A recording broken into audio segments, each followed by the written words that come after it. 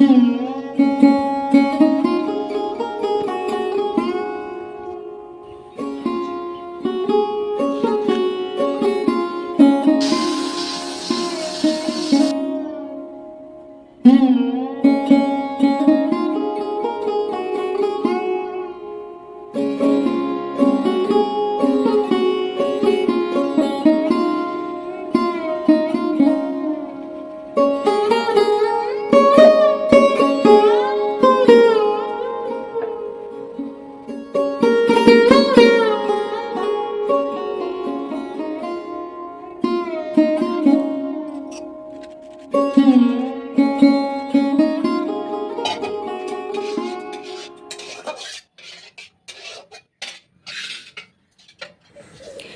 সকাল বন্ধুরা, আমি সুলেখা আমার নতুন একটি ব্লগে তোমাদের সকলকে স্বাগত জানাই। আজ বৃহস্পতিবার সকাল সকাল রান্নাঘরে চলে এসেছি রান্না করার জন্য। আমার তো ডেলি সকালেই রান্না, তোমরা জানো। আজকে বৃহস্পতিবারের জন্য আমরা তো সবাই বাড়িতে নিরামিষ খাই, তো নিরামিষে আজকে বাড়িতে রান্না রয়েছে মুগের ডাল, ছোলা দিয়ে মোচার তরকারি, শাক ভাজা আর আলু সেদ্ধ। ব্যাস, এই দিয়ে আজকের দিনটা আমাদের কেটে যাবে। রাতেও রান্না আছে, কিন্তু রাতের চিন্তা রাতেই করা যাবে। তো আগের দিনেই মোচাটা গুছিয়ে কেটে রেখে দিয়েছিল আমার শাশুড়ি মা, সেটাই আমি এখন বসিয়ে দেবো সেদ্ধ করতে। এখন আমি মুগের ডালটা ভেজে গ্যাসের মধ্যে বসিয়ে দিলাম। এখন এটা আপাতত সেদ্ধ হোক। আর এই দেখুন, মোচাটা কেটে আমার শাশুড়ি কাল সকালে গুছিয়ে রেখেছিল। যেহেতু আমার সকালে কাটার মতো সময় হয় না, সকালের রান্না অনেকটাই তাড়াহুড়ো থাকে, তো সেই জন্য আমার দ্বারা হয় না। উনি কেটে কুটে রাখেন, সকালে যা রান্না হবে, আমরা কি খাবো, কি দিয়ে কি হবে, সেটা উনিই ডিসাইড করেন। আমার দায়িত্ব শুধু রান্না বান্না করা। আর এই দুটো আলু সেদ্ধ তো আমাকে দিতেই হবে। এদিকে ঠাম্মাকে বলে দিলাম তুমি ভাতটা চাপিয়ে দাও, আমি চাল টাল ধুয়ে হাঁড়ির মধ্যে দিয়ে রেডি করে দিই, উনানের মধ্যেই আমাদের ভাত হয় আর কি। এদিকে ডালটাও সেদ্ধ হয়ে গেছে তোমাদের সাথে কথা বলতে বলতে। তো তোমরা সবাই কেমন আছো অবশ্যই আমাকে কমেন্ট করে জানিও। আর তোমাদের বৃহস্পতিবার দিনটা কে কে নিরামিষ খাও, কে আমিষ খাও, আমাকে কমেন্ট করে অবশ্যই তোমরা জানিও। এদিকে আমি একটু টমেটো আদা কেটে নিয়েছিলাম, যেটা আমি ডালে ফোড়ন দেবো বলে। তো ডালটাও তোমাদের সাথে কথা বলতে বলতে আমার হয়ে গেছে অলরেডি। এখন এদিকে দুটো ডিম নিয়ে নিয়েছি, এই দুটো ডিমকে আমাকে ভাজতেই হবে। আর গাছের সামনে আরও কিছু গাছ বসিয়েছিলাম বাইরে, ওটাকে থানকুনি পাতা বলে, তোমরা অবশ্যই জানো বন্ধুরা। তো ওটা বাটা খেতে প্রচণ্ড পরিমাণে ভালো লাগে, আমার তো ভালো লাগে গরম ভাতে। তোমাদের কেমন লাগে অবশ্যই কমেন্ট করে জানিও। আমাদের বাড়িতে সবাই ওটা বেশ ভালোই খায়। তো এদিকে চলে এলাম আমার রান্নাবান্না শেষ করে ঘরটা গোছাতে, কারণ বাসি কাজকর্ম কিছুই হয়নি, তার আগেই আমাকে সকালে উঠেই রেডি হয়ে আগে রান্নাটা চাপাতে হয়।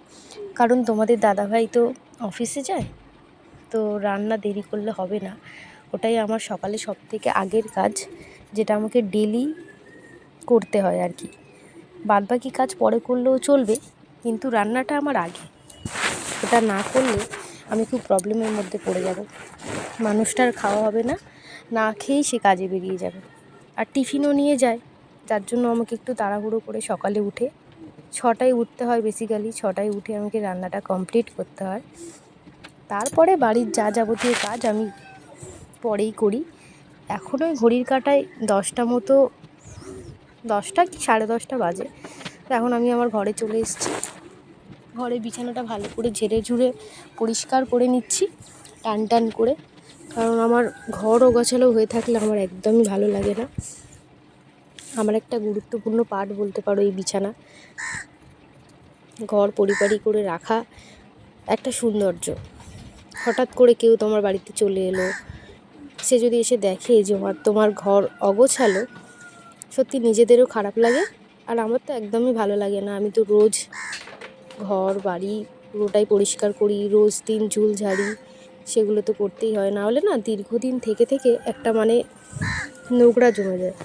আর যেটা পরিষ্কার করতে করতে হাঁপিয়ে উঠি আমি। তাই রোজকার যদি পরিষ্কার করে নেওয়া হয় তাহলে অনেকটাই সাফ থাকে, আর সুন্দর লাগে দেখতে।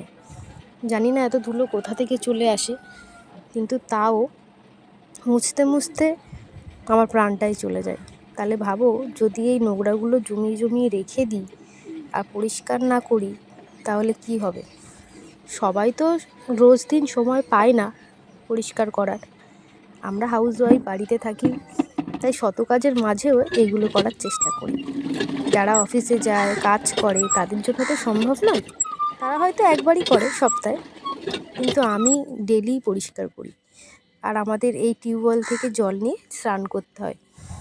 আমাদের এখনও এই বাড়িটা না এখন নতুন হয়েছে, তো এখানে সেরকমভাবে কিছু ব্যবস্থা করা নেই। তো পরিষ্কার মানে সব কিছু রেডি করতে একটু সময় লাগবে। এদিকে আমি স্নান টান করে আজকে বৃহস্পতিবার যেহেতু চলে এসেছিলাম ঠাকুরের কাছে। আজকে তো ঠাকুরের কাছে অনেকটাই সময় দিতে হয়। এদিকে আমি ফুলও কিনে নিয়েছিলাম। একটা কাকু আসে আমাদের পাড়াতে, উনি সমস্ত ফুল আমাকে দিয়ে যায়। মালাগুলোও নিয়েছিলাম কটা। তো এদিকে সকালে তো প্রচণ্ড পরিমাণে কাজ থাকে, তাই এই কাজটা আমি বেলার দিকেই করি।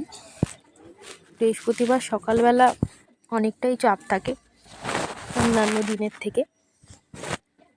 ঘর পাল্টানো, আম পাতা রেডি করা। এদিকে ছাদে এসে দেখলাম দুটো সুন্দর ফুল ফুটেছে, একটা সাদা জবা আর একটা গোলাপি জবা। এগুলো গাছে দেখতেই সুন্দর লাগে, কিন্তু কিছু করার নেই। তুলে যদি না পুজো দিতে পারলাম, তাহলে আর কী হলো বলুন? এই একটা পড়ে গেল হাত থেকে। আসলে একটু অসুবিধেই হচ্ছিলো, এক হাতে ফোন আর এক হাতে ফুল তুলছিলাম, তো একটু তো প্রবলেম হবেই। তো দেখো কি সুন্দর সুন্দর জবা ফুল ফুটেছে, সেটাকে আমি তুলে নিয়ে চলে যাচ্ছি। ভাবলাম সঙ্গে সঙ্গে জামা কাপড়গুলোও মেলে দিই, কারণ এত পরিমাণে রোদ উঠেছে যে জামা কাপড়গুলো যদি এখন মেলে দিই তো খুব সুন্দরভাবে শুকিয়ে যাবে। এখন যে পরিমাণে রোদ, আর দেখতে পাচ্ছ বন্ধুরা কত পরিমাণে হাওয়া দিচ্ছে, এত হাওয়া দিচ্ছে যে মনে হচ্ছে আমাকে উড়িয়ে নিয়েই চলে যাবে। তো যেগুলো শুকিয়ে গেছে ওগুলো আমি তুলে নিচ্ছি, তাহলে জায়গাটাও ফাঁকা হয়ে যাবে। গেলে যে ভিজে জামা কাপড়গুলো আছে সেগুলো আমি ওখানে মেলে দিতে পারবো।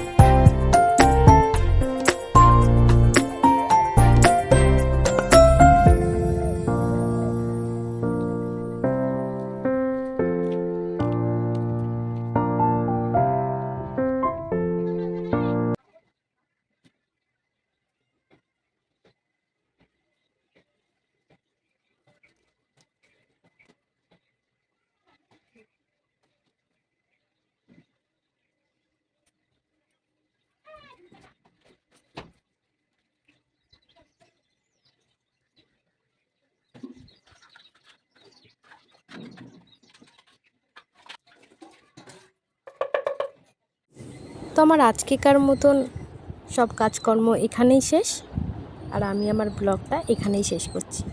তো তোমরা সবাই খুব ভালো থেকো, সুস্থ থেকো, আর প্রতিদিন আমার ব্লগটা অবশ্যই দেখতে থেকো। তোমাদের অন্য দিনের থেকে আজকের ব্লগটা অনেক ভালো লাগবে। Tata, bye bye bye.